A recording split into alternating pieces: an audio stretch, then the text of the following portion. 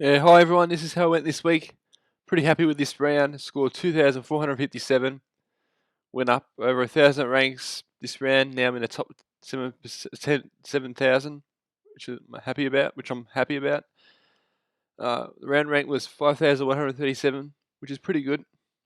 There were a few things that went my way, and there's a few things that annoy me a bit.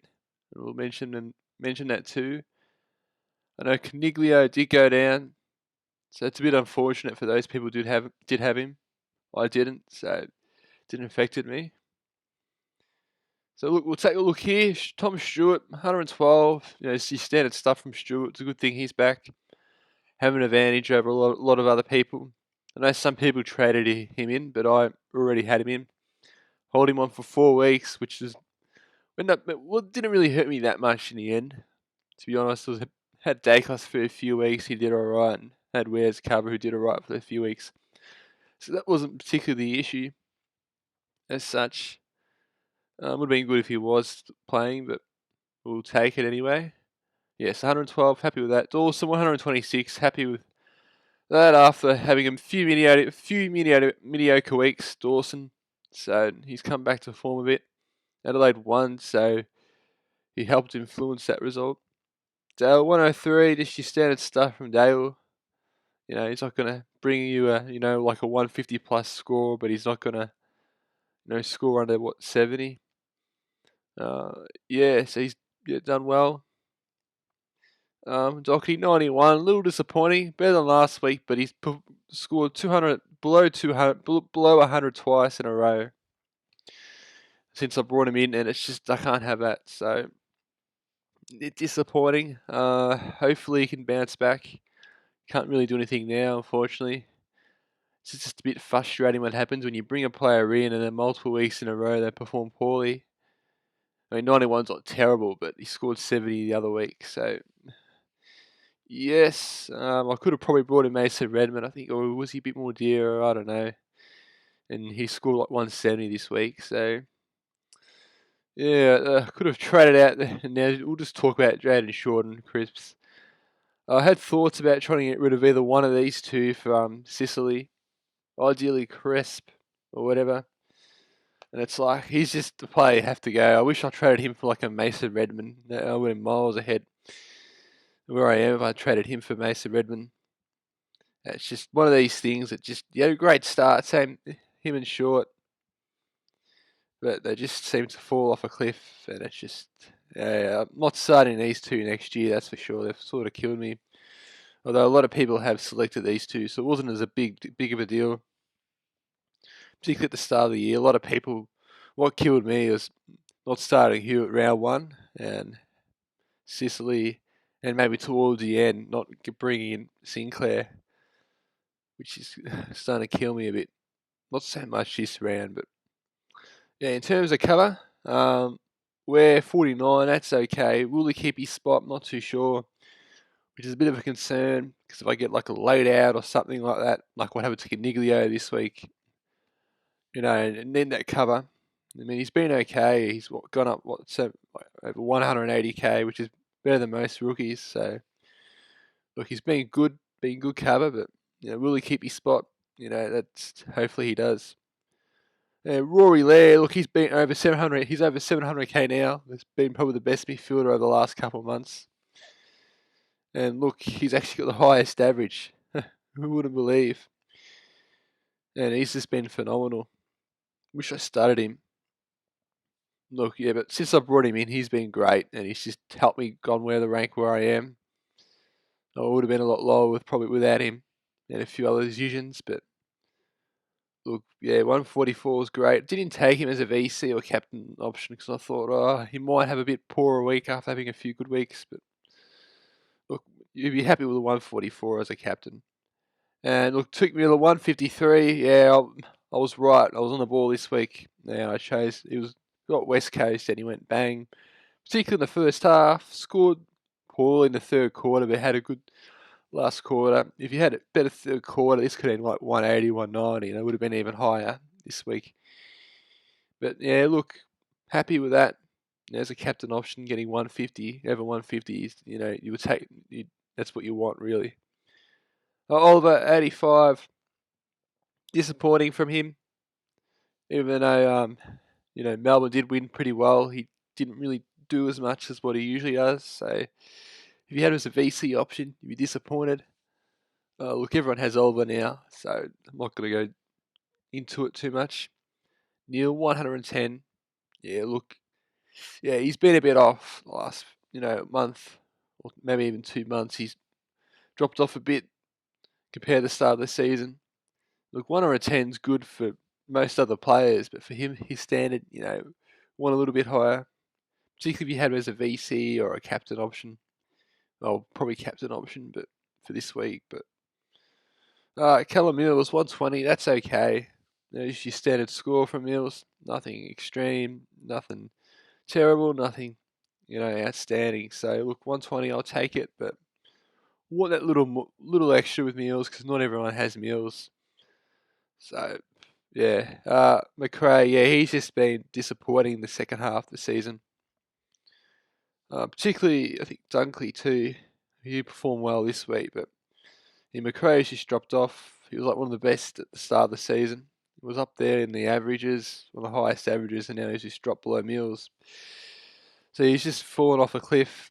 And look, everyone has him now, so it's not a big deal. I mean, if you don't have McRae and you brought in someone like a Steele, instead, he's actually doing better now, Steele over McRae. I mean, it's tough with the Bulldogs midfield. It's just very competitive there.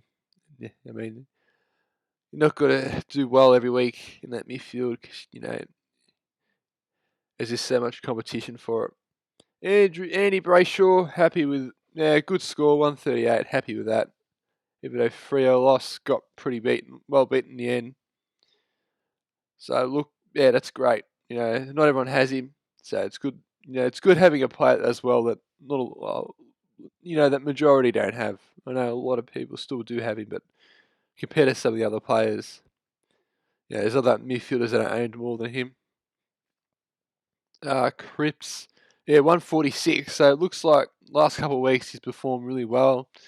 It's probably kept Carlton in the game, to be honest. Without him, they would have lost by a lot more, to be honest. It's just he carried them this week, pretty much. And look, if you got rid of Cripps a couple of weeks ago, you'd be a bit kicking yourself. So it's a good thing to hold on to him. Steele's played all right last couple of weeks, but you want to, you want the player you traded out not to perform that well. And look, Cripps has just performed well, and he's just last couple of weeks and it's just been okay holding on to him, and it's just paid off. That's why you don't particularly look. It's a bit of a risk, but look, you just keep players like him. He's a great player for a reason. Clark, he didn't play, so he probably won't play again unless there's another injury or COVID happens to the side. Owen's 67. He's laid in and played pretty well, particularly the first half. So yes, he might be in next week. Who knows? Since he played all right. It's he's better option than Rioli. Rioli's 6. It's just if he's if he's just in the side next week, I'll have it as an emergency, I guess. They think he'll got the late game. Don't need a Saturday night game. Yeah, I'm not too sure with that. Darcy, 92, disappointing. And this is where things really started to annoy me a bit. 92 is not good enough for a player like Darcy. I want him to be able to get over 110, ideally, or at least 100. And it's not terrible, but it's like a lot of people own Darcy now anyway, so it's not a big deal. But you want those ruckmen to, do well. And the biggest disappointment of the round by a fair bit, to be honest, is Riley O'Brien.